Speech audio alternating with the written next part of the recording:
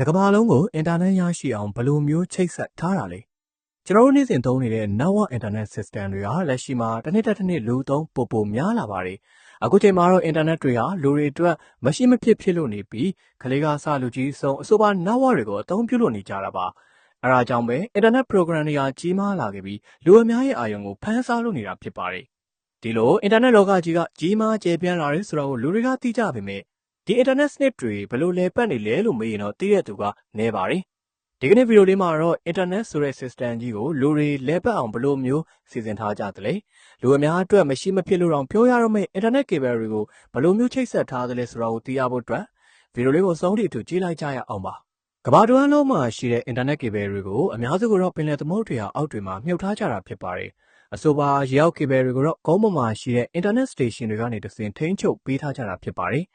internet cable တွေကိုပထမဆုံးစတင်အကောင့်ထဲပေါ်ဖို့အတွက်လှုံ့ဆော်ခဲ့တာကတော့1850ခုနှစ်မှာစတင်ခဲ့တာပါဒီပထမဆုံးသော cable ကြိုးကိုရဖို့အတွက်အင်္ဂလန်နိုင်ငံနဲ့ပြင်သစ်တို့ကကြိုးစားအားထုတ်ကဂျင်းနန်ကြိုးတွေဖြတ်တန်းဖို့အတွက်လှုပ်ရှားခဲ့ကြတာဖြစ်ပါတယ်1980ခုနှစ်ရောက်မှာတော့သူတို့ရဲ့စနစ်တွေကတစ်နှစ်တစ်နှစ်ပိုခိရှိပြေးလာခဲ့ပြီးတော့လူအများသုံးနိုင်မဲ့ internet စနစ်ကြီးကိုစတင်အကောင့်ထဲပေါ်ပြီးမြောက်သွားခဲ့တာဖြစ်ပါတယ်1980နောက်ပိုင်းမှာတော့ internet အသုံးပြုမှုတွေကပုံမတွင်ကျယ်လာခဲ့တာပါအင်တာနက်တွေမပေါ်ခင်တုန်းကလူတအုပ်နဲ့တအုပ်ဆက်သွယ်ဖို့ဖုန်းတွေသာရှိပြီးဈေးကလည်းကြီးလာပါတယ်။အခုကမှတော့လူတွေအင်တာနက်သုံးလို့ရအောင် data စနစ်တွေကိုသမုဒ္ဒရာရေအောက်ကျမ်းပြင်တွေကနေမြန်နှုန်းမြင့် cable ကြိုးတွေနဲ့တွင်ကျယ်စွာအသုံးပြုလို့ရနေပြီပဲဖြစ်ပါတယ်။2020ခုနှစ်စစ်တမ်းတွေအရအင်တာနက် cable တွေရေအောက်ကျမ်းပြင်မှာရှိမှုဟာစုစုပေါင်း420တောင်ရှိလို့နေပြီဖြစ်ပါတယ်။မိုင်မောင်းအဖြစ်လည်း9သိန်းခွဲလောက်ကိုရှိနေကြတာဖြစ်ပြီးဒီအကွာအဝေးကကမ္ဘာမြေကြီးကို9ခေါက်လောက်ပတ်လို့ရနိုင်တဲ့အကွာအဝေးထိဖြစ်လို့နေတာဖြစ်ပါတယ်။ဒီရေအောက်ကျိုးတွေကိုတော့ဂျပန်ပြင်သစ်အီတလီတွေနဲ့အမေရိကန်တို့ကပမာဏအများဆုံးနဲ့ပါဝင်နေခဲ့တာပါ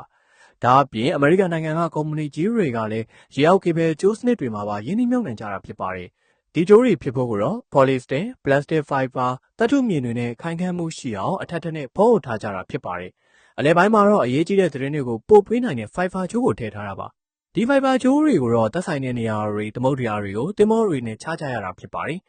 အဆိုပါ cable တွေရေအောက်ထဲမှာချိတ်ပြီးသွားရင်တော့ကုန်းပေါ်မှာရှိတဲ့ရုံးခွဲတွေကနေထိန်းချုပ်ကြတာဖြစ်ပါတယ်။ဒါအပြင် internet cable တွေကိုဂျိုးတုကနေသုံးလို့ရပေမဲ့ရေအောက် cable တွေကလက်ရှိမှာတော့ပုံမအလုပ်ဖြစ်နေသေးပါပဲ။ရေအောက် cable တွေဟာနေရာချတာလေးမြန်တယ်လို့အကုန်ကြာလေးသက်တာတယ်လို့လိုင်းဆွဲရမှာဆိုရင်လည်းတစ်ပြေးနေတာဖြစ်ပါတယ်။အဲဒါကြောင့်လက်ရှိလူအများစုသုံးနေကြတဲ့ internet cable တွေဟာရေအောက်ကနေလာနေခဲ့ကြတာဖြစ်ပြီးတော့မြန်မာနိုင်ငံက internet fiber တွေကလွဲရင်တခြားသောနိုင်ငံတွေက internet ကွန်ရက်တွေကတော့ဖလန်းတွေကိုခိရှိပြေးနေကြတာဖြစ်ပါတယ်။မြန်မာနိုင်ငံမှာဆိုရင်တော့အဆိုပါ cable တွေဟာဘောချောင်ကောင်းဖြစ်နေပြီးကြော်ညာအားကောင်းလို့သာရှေးရောက်နေတဲ့ fiber စနစ်တွေကလည်းရှိလို့နေတာဖြစ်ပါတယ်။အဲဒါကြောင့်တခြားသောနိုင်ငံတွေက internet အသုံးပြုတဲ့အခါကျရင်မြန်မာနိုင်ငံကလို့ဖုန်းဆက်လိုက်ပြန်လိုက်လှုပ်ရှားမလို့ပဲအသေးစိတ်ကြနေကြတာလည်းဖြစ်ပါတယ်။ကဲတော့ဆိုရင်တော့ကျွန်တော်တို့လူအများအပြားအသုံးပြုလို့နေတဲ့ internet ကွန်ရက်တွေကဘယ်ကနေလာလဲဆိုတာကိုကောင်းကောင်းကြီးသိရှိသွားကြပြီထင်ပါတယ်။နောက်လာမယ့် season တွေမှာလည်းအခုလိုစိတ်ဝင်စားစရာကောင်းတဲ့အကြောင်းများကိုထပ်မံတင်ဆက်ပေးသွားမှာဖြစ်တာကြောင့်